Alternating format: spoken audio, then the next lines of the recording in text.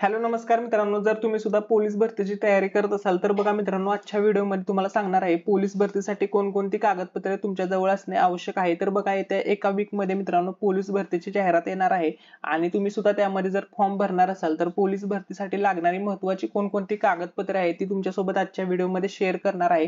जर तुम्ही चॅनलवरती नवीन असाल तर व्हिडिओला लाईक करायला विसरू नका आणि चॅनलला सुद्धा सबस्क्राईब करून घ्या आणि हा व्हिडिओ तुमच्या सर्व मित्रमैत्रिणींसोबत शेअर करायला विसरू नका। चला तर मित्रांनो आपण आता व्हिडिओला सुरुवात करूया। तर बघा पहिलं जे डॉक्युमेंट आहे जे तुमच्या जवळ असणे आवश्यक आहे, पहिलं आहे इयत्ता 10वी उत्तीर्ण गुणपत्र व बोर्ड प्रमाणपत्र तुमच्या जवळ असणे आवश्यक आहे। त्यानंतर सेकंड बघा 12वी उत्तीर्ण गुणपत्रक व बोर्ड प्रमाणपत्र तुमच्या जवळ असणे आवश्यक आहे। 3 नंबरचं बघा उच्चतम शैक्षणिक अर्हता असल्यास त्याचे प्रमाणपत्र तुमच्या जवळ गुणपत्र किंवा प्रमाणपत्र तुमच्या जवळ असणे आवश्यक आहे। ठीक आहे। त्यानंतर बघा शाळा सोडल्याचा दाखला किंवा बोनाफाईड प्रमाणपत्र तुमच्या जवळ असणे आवश्यक आहे। 6 नंबरला बघा ड्रायव्हिंग लायसन्स तुमच्या जवळ असणे आवश्यक आहे। त्यानंतर 7 नंबरला बघा वय व अधिवास प्रमाणपत्र म्हणजेच डोमासाइल सर्टिफिकेट असणे आवश्यक आहे। 8 नंबरला बघा जातीचे प्रमाणपत्र तुमचे जर ओपन सोडून इतर कॅटेगरी मध्ये असाल तर तुमच्या जवळ जातीचे प्रमाणपत्र असणे आवश्यक आहे। नॉन क्रिमिनल प्रमाणपत्र असणे आवश्यक आहे। त्याच्यानंतर आर्थिक दृष्ट्या दुर्बल घटकाचे प्रमाणपत्र म्हणजेच ईडब्ल्यूएस मधून जर ओपनच्या विद्यार्थ्यांचा फॉर्म असेल तर ते असणे आवश्यक आहे।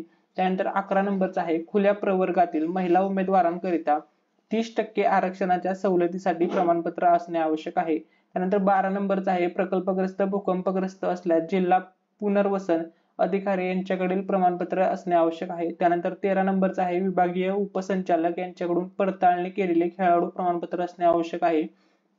नेक्स्ट 14 नंबरचा आहे होमगार्ड प्रमाणपत्र 1095 दिवसाचे। त्यानंतर 15 नंबरचा आहे अंशकालीन पदवीधर प्रमाणपत्र।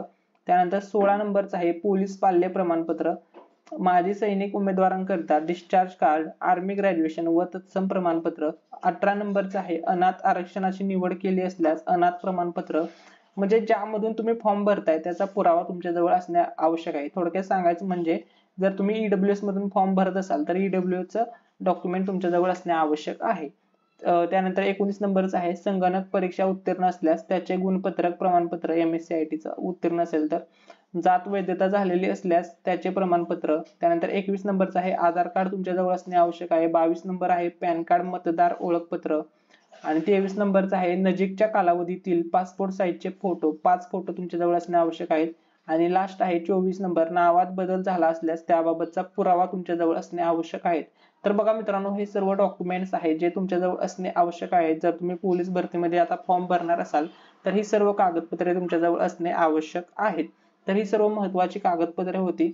व्हिडिओ आवडला असेल तर व्हिडिओला लाईक करा, चॅनलला सबस्क्राईब करा। थँक्यू सो मच, धन्यवाद।